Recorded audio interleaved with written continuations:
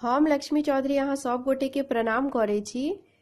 आई हम फेर से एकटा बेटी के समदाउन गाबि रहल छी।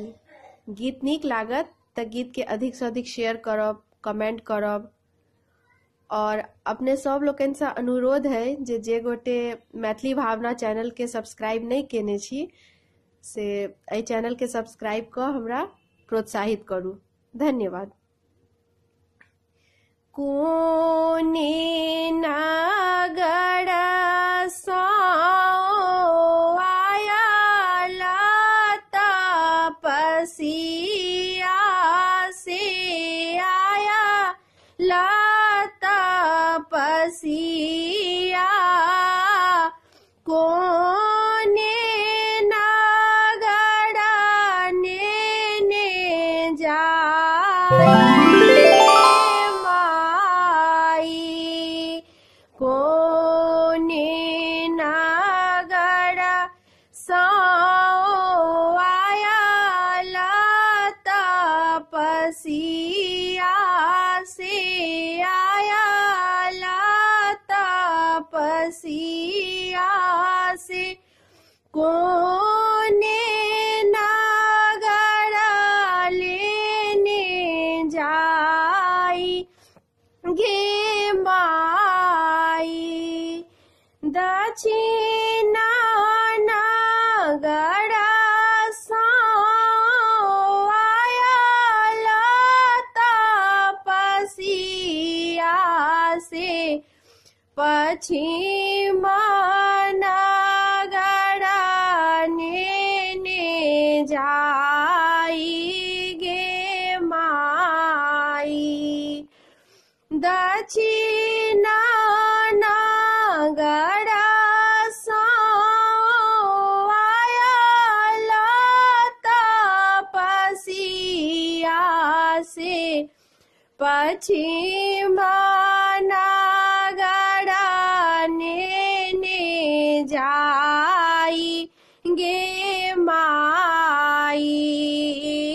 अमुआ के डाढ़ी पर बाजाए कोयलिया से बाजाए कोयलिया से धिया के जन्म जूनी देव गे माई।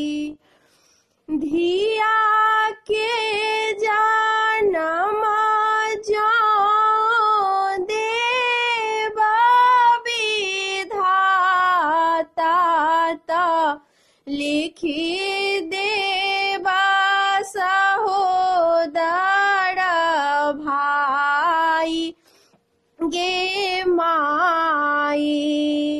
धिया के जन्म जो देव विधाता त लिखी देवा सहोदर भाई गे माई।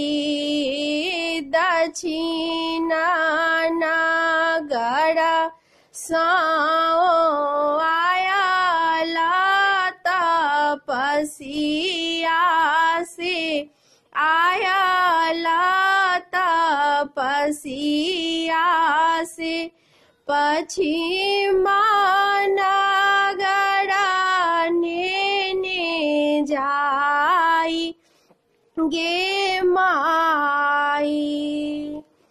कोखिया बिहुना जूनी देव विधाता से मूर्खा पुरुखा जूनी देव गे माई। मूर्ख पुरुख जाओ देव विधाता तो देव विधाता तो मड़वा जहरा बिख खाई गे माई। मूर्ख पुरुष जो देव विधाता त मड़वा जहरा बिख खाई गे माई। कोने नगर आया तपसिया से आया तपसिया से। कोने नगर ने जाई गे माई। दक्षिणा नगर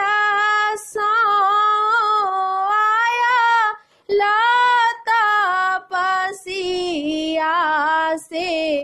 पश्चिम नगर ने जाई गे माई। पश्चिम नगर ने जाई गे माई।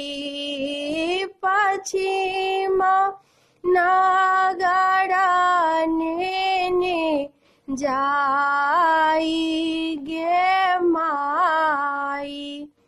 धन्यवाद।